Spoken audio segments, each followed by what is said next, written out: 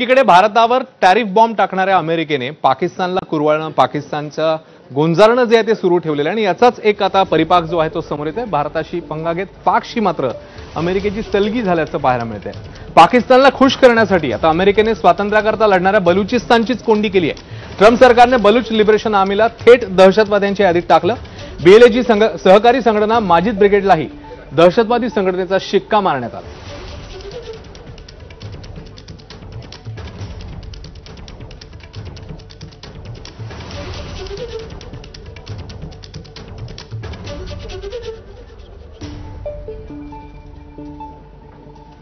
आणि आता बातमी, ट्रम्प यांनी लागू केलेल्या टॅरिफ धोरणासंदर्भातली 27 ऑगस्ट पासून हे टॅरिफ धोरण जे ते लागू होणार आहे। मात्र त्याला आता उत्तर देण्याच्या दृष्टीने भारताने पावलं टाकलेली आहेत।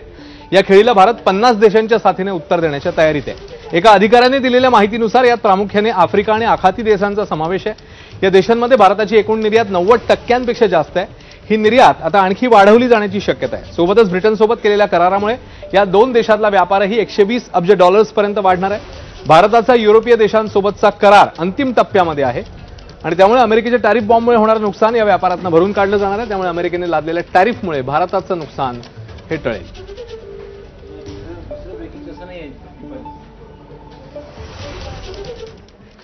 बातमीसोबत पुन्हा एकदा एक छोटासा ब्रेक नंतर आणखी काही घडामोडी बघायच्या आहेत। त्याशिवाय वेबसाईटवर कुठली बातमी ट्रेंडिंग आहे हे देखील जाणून घेणार आहोत। पाहत रहा एबीपी।